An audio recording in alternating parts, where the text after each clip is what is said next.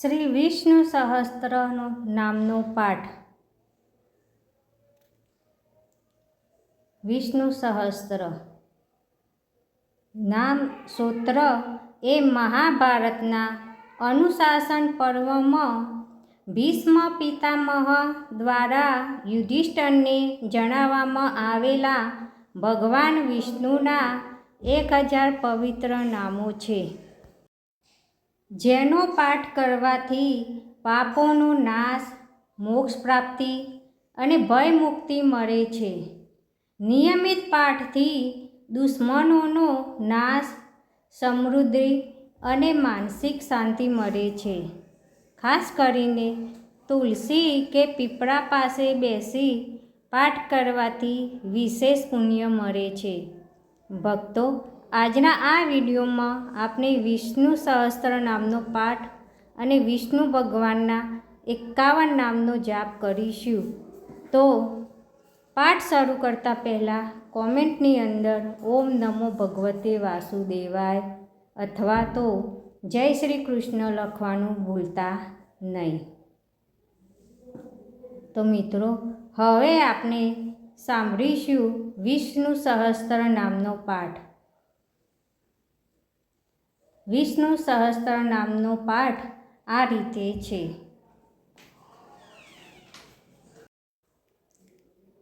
અંત વિનાના હજારો સ્વરૂપવાળા, હજારો ચરણ, મસ્તક, સાથર અને બાહુવાળા પરમાત્માને નમસ્કાર હો. હજારો નામવાળા અને 1000 કોટી યુગને ધારણ કરનાર એવા શાશ્વત બ્રહ્મ પુરુષને નમસ્કાર હો. જેની નાભીમાં કમળ છે એવા ભગવાન વિષ્ણુને નમસ્કાર હો.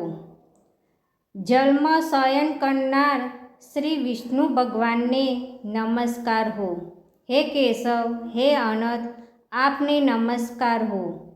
હે વાસુદેવ, આપને નમસ્કાર હો. હે વાસુદેવ, આપની વાસનાથી, વ્યાપકતાથી ત્રણેય લોક વાસનાવાળા વ્યાપક થયા છે અને સર્વ પ્રાણી પદાર્થના આપ નિવાસ સ્થાન રૂપ એવા હે વાસુદેવ, આપને નમસ્કાર હો. બ્રહ્મ સ્વરૂપ અને ગૌ બ્રાહ્મણનું હિત કરનાર એવા દેવને નમસ્કાર હો. જગતનું હિત કરનાર શ્રી કૃષ્ણને નમસ્કાર હો. ગોવિંદ સ્વરૂપને નમસ્કાર હો. જેમ આકાશમાંથી પૃથ્વી પર પડેલું પાણી સમુદ્રમાં જાય છે, તેમ બધા દેવોને કરેલા નમસ્કાર ભગવાન કેશવ પ્રતિ જાય છે. જેમાં શ્રી હરિનું ભજન પૂજન થાય છે એવા આ માર્ગ નિષ્કંટક છે અને શ્રી હરિના ભજન પૂજન વિનાના માર્ગને કુમાર્ગ જાણવો. બધા વેદો જાણવાથી જે પુણ્ય થાય છે અને સર્વ તીર્થયાત્રાથી જે ફળ મળે છે, તે સમગ્ર ફળ દુષ્ટોનો નાશ કરનાર શ્રી વિષ્ણુ ભગવાનની સ્તુતિ શ્રદ્ધાપૂર્વક કરવાથી મળે છે. જે મનુષ્ય શ્રી હરિના મંદિરમાં નિત્ય 3 વાર પ્રભાત, મધ્યાહન અને સાયંકાળ 2 કે 1 વાર પણ આ વિષ્ણુ સહસ્ત્રનો પાઠ કરે છે, તેના સર્વ પાપ કર્મો નાશ પામે છે. જે મનુષ્ય આ સ્તોત્રપત્રનો પાઠ ભાવ ભક્તિથી કરે છે, તેના શત્રુઓ બળી જાય છે, તેના ઉપર સર્વ ગ્રહો શાંત રહે છે અને તેના સર્વ પાપ વિનાશ પામે છે. જેને શ્રદ્ધાપૂર્વક આ સૂત્રનું ધ્યાન કર્યું કે પાઠ કર્યા, તેને સર્વદાન આપ્યા એમ સમજવું અને દેવોની રૂના પ્રકારની પૂજા કરી એમ સમજવું. ભગવાન વિષ્ણુ કહે છે, જે મનુષ્ય દરેક બારસના દિવસે મારી સમીપ આ સહસ્ત્ર નામનો પાઠ કરે છે, તેને આ લોક કે પરલોક કોઈ પણ ઠેકાણે ભય રહેતો નથી અને તેના કરોડો કલ્પના પાપ ધીમે ધીમે બળી જાય છે. હે અર્જુન, જે મનુષ્ય પીપળાની પાસે કે તુલસીની પાસે બેસીને આ વિષ્ણુ સહસ્ત્ર નામનો પાઠ કરે છે તે કરોડો ગાયોના દાનનું ફળ પામે છે.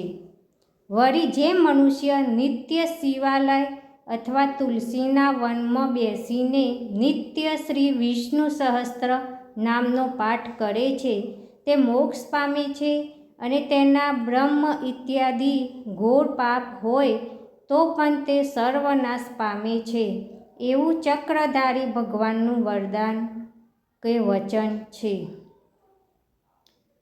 ઇતિ શ્રી જન્મ મહાભારત ભીમ યુધિષ્ઠિર સંવાદે શ્રી વિષ્ણુ દિવ્ય સહસ્ત્રના સ્તુતિત સંપૂર્ણમ. ભક્તો, વિષ્ણુ સહસ્ત્ર નામના પાઠમાં ભગવાન વિષ્ણુના 1000 નામનો ઉલ્લેખ કરવામાં આવે છે, પણ આપણે વિષ્ણુ ભગવાનના 51 નામનો જાપ કરીશું.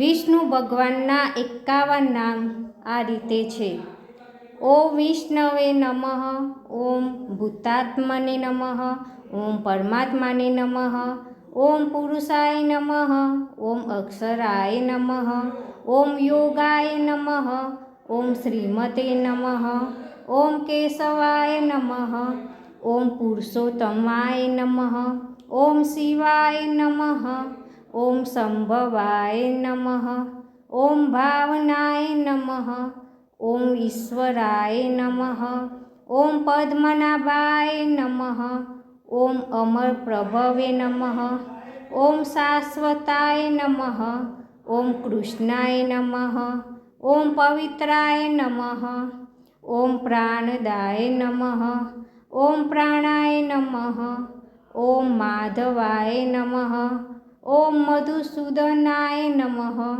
ઓમ ઈશ્વરાય નમઃ, ઓમ વિક્રમાય નમઃ, ઓમ કર્માય નમઃ, ઓમ કૃત્યાય નમઃ, ઓમ કૃત્યે નમઃ, ઓમ સુરેશાય નમઃ, ઓમ શરણાય નમઃ, ઓમ સમણાય નમઃ, ઓમ પ્રજાભવાય નમઃ, ઓમ સર્વદર્શનાય નમઃ, ઓમ અજાય નમઃ, ઓમ સર્વસ્વેરાય નમઃ, ઓમ અચ્યુતાય નમઃ, ઓમ વસવે નમઃ, ઓમ સત્યાય નમઃ, ઓમ સમાય નમઃ, ઓમ રુદ્રાય નમઃ, ઓમ અમૃતાય નમઃ, ઓમ જનદાય નમઃ, ઓમ વેદાય નમઃ, ઓમ ચતુર્ભુજાય નમઃ, ઓમ ભોજનાય નમઃ, ઓમ વિજયાય નમઃ, ઓમ વામનાય નમઃ,